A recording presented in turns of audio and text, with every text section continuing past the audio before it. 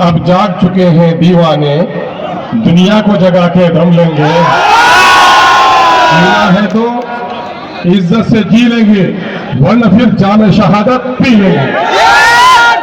मगध के पहाड़ियों की वादियों में परवरिश पाने वालों, शेर सिफत मगध के गय्यूर नौजवानों, बुजुर्गों और दानिश्वरों, मैं सबसे पहले आपके इस इनकलाबी जमीयत का और हाजिरी को सलाम करता हूँ।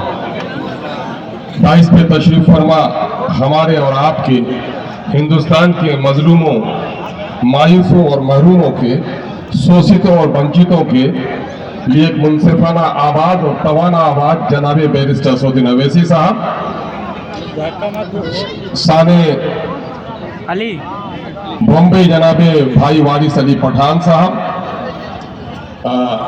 यूथ प्रेसिडेंट बिहार जनाबे भाई एडवोकेट आदिल हसन साहब, जिला गया के सदर जनाबे भाई जफरुल बारी साहब, पार्टी के कद्दावर लीडर जनाबे भाई तालिब मीरानी साहब, मनोज कुमार दास जी, दानिश भाई, औरंगाबाद से तशरीफ फरमा नजमुल हक भाई और उनकी पूरी टीम, डॉक्टर समी साहब, गया के जिम्मेदार साथी आसिफ भाई और मुख्तलिफ अजला से आए हुए राणा जी और मुख्तलिफ अजला से आए हुए पार्टी के जिम्मेदार साथियों, पार्टी के पदाधिकारियों और हैदराबाद से तशरीफ फरमा पार्टी के मजबूत लीडर जनाबे भाई माजिद हुसैन साहब, रुकन असम्बली हैदराबाद।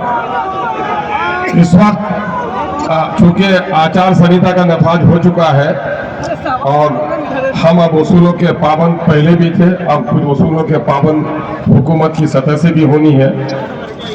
अभी आपकी पुरमग़ज़ गुफ्तगू को आप समाअत फरमाएंगे। मैं बिहार के हवाले से चंद बातें नौजवानों आपको कहने के लिए आया हूँ।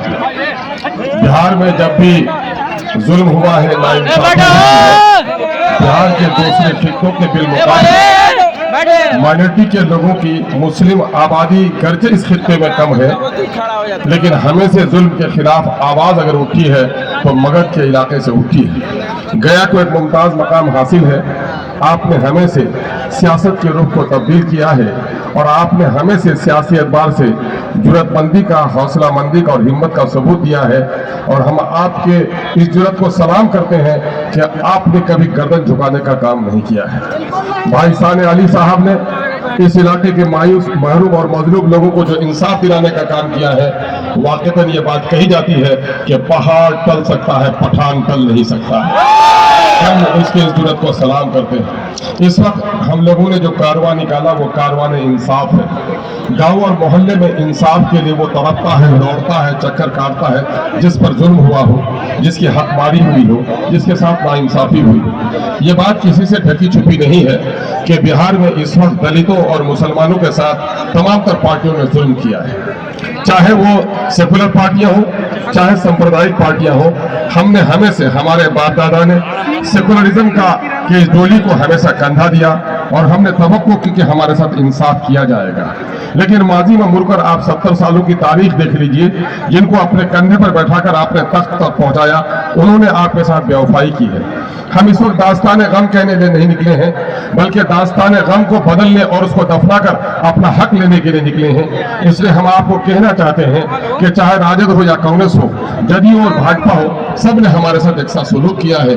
अभी ताजा आंकड़े आए हैं, बिहार में जात पर मबनी शुमार हुआ है और 13 करोड़ की आबादी वाले बिहार में आज अगली जाति के लोगों को 3 गुना 4 गुना नौकरी मिल गई है और दलितों की 4 लाख नौकरी में से 1 लाख नौकरी इन बेईमानों ने छिपा ली है। और गैरतमंद नौजवानों, तुम्हें संजीदा होने की जरूरत है।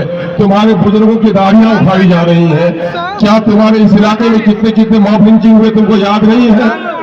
अभी तुम्हारे यही हाजीपुर वैशाली में तुमने नहीं देखा कि नसीर शाह को पीट पीट कर थाने में मार डाला गया, और जब के ईद मिलादुन्नबी का जलसा था, ये वक्त हमारे लिए मुसरत और सादमानी का था, लेकिन 3 दिन के बाद उनके घरों से, उनके थाने से उनकी लाश निकली है। तुम्हारे मस्जिदों में दरवाजे लग रहे हैं, तुम्हारे कब्रिस्तानों पे कब्जा किया जा रहा है। ए नौजवानों, जरा संजीदा हो जाओ, संजीदगी के साथ इस पैगाम को सुनो कि इस वक्त बिहार में तुम्हारी नौकरियां जो होनी थी 3,68,000 होनी थी, 1,73,000 नौकरी देकर 1,95,000 नौकरी से मुसलमानों को महरूम रखा। और 30-35 साल की नौकरी होती है, इसमें सब लोग शामिल है कि नहीं है? उनके खिलाफ इंसाफ चाहिए कि नहीं चाहिए? हम इलेक्शन लड़ते थे तो बहुत सारे बुद्धिजीवी, बहुत सारे लोग जो एयर कंडीशन में बैठे हुए रहते हैं, बहुत सारे दानिश्वर, बहुत सारे दीनी अहबाब हमें कहते थे, उसके दिल में सोच भी है, हमदर्दी भी है, उसमें कुछ मुनाफिकीन भी है। ये कहते थे कि आप लोग गठबंधन क्यों नहीं कर लेते, राजद से कांग्रेस से गठबंधन क्यों नहीं कर लेते? आप लोगों के लड़ने से बीजेपी को फायदा हो रहा है। हरचंद के 2019 में भी हम लोगों ने पटने में प्रेस कॉन्फ्रेंस करके दावत दी थी, लेकिन इन लोगों ने चारा नहीं डाला। हम लोग जब 5 जीत कर आ गए तो हैरत हो गई इन लोगों को कि गुलामों की बस्ती में आजादी की अज़ां इन लोगों ने दे दी है। फिर हुकूमत साजी का मामला आया तो बैरिस्टर सैयद अवैसी साहब को दर्जनों बार और अख्तर ईमान को 20 बार से ज्यादा बार राजद से फोन आया। आदरणीय लालू जी ने भी फोन किया, अख्तर कहाँ हो, 5 जीत कर आए हो, आओ सरकार बनाओ। मैंने कहा हुजूर, मैं तो आपका पुराना आदमी हूं, लेकिन बैरिस्टर सैयद अवैसी साहब के सिंबल पे लड़ा हूं, उनसे इजाजत ले लेता हूं तो फिर आपसे मैं बात करूंगा।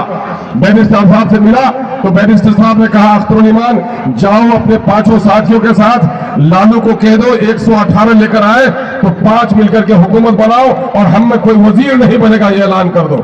हम साथ देने के लिए तैयार हो गए आपके। जब हाउस में स्पीकर का इंतखाब हुआ, हमने साथ दिया, मुद्दों पर हमने हमेशा साथ दिया, लेकिन अफसोस कि बीजेपी तो आज हमारी दुश्मनी है, गर्दन काटती है हमारी, लेकिन 70 सालों के बाद एक छोटी सी मुस्लिम क़यादत उभर कर आई है तो आज कांग्रेस को और राजद को सबसे ज्यादा परेशानी हो गई है।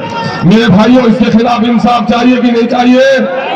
हम लोगों ने खत लिख करके दिया लालू जी के नाम से कि पार्टी के कर्ता धरता है और मौजूदा वक्त के गठबंधन के सबसे बुजुर्ग लीडर है। उनके बेटे ने कहा, तेजस्वी यादव ने कहा, हमने तो खत नहीं देखा, अब न जाने क्या मामला है उनका।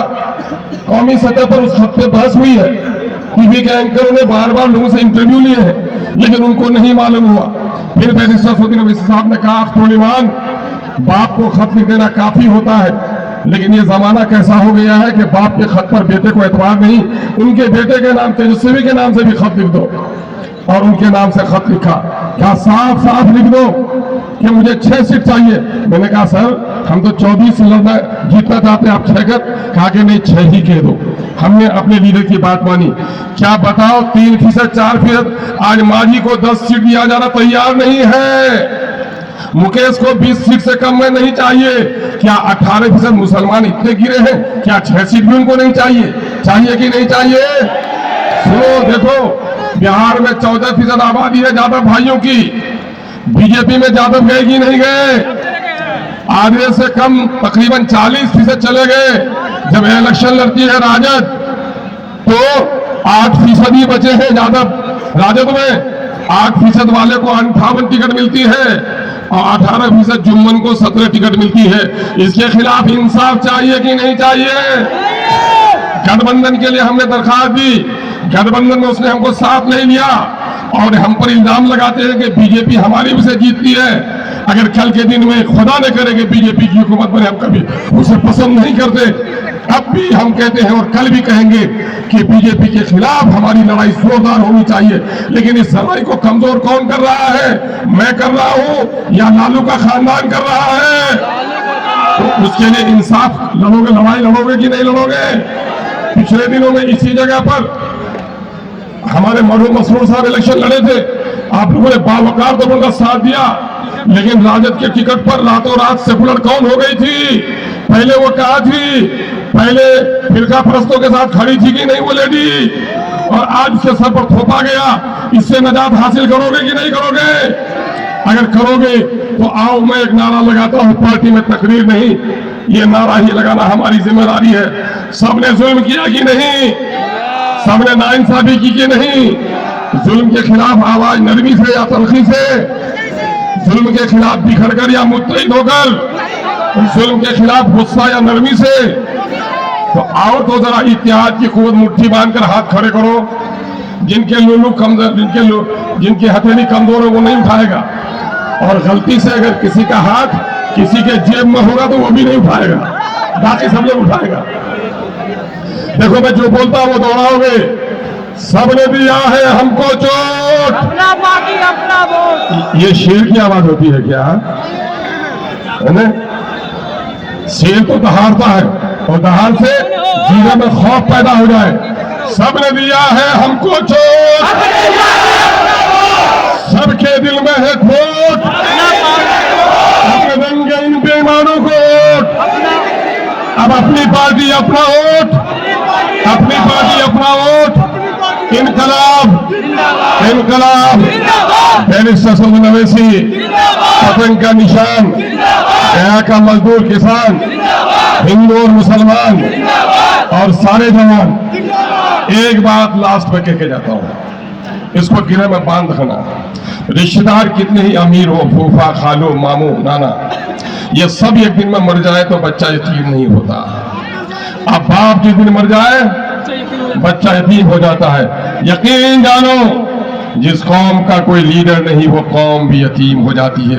यतीम रहना चाहते हो या अपने कौम में लीडर पैदा करना चाहते हो तो बैरिस्टर सलमान अवैसी, शान अली, बहुत बहुत शुक्रिया। अस्सलाम वालेकुम।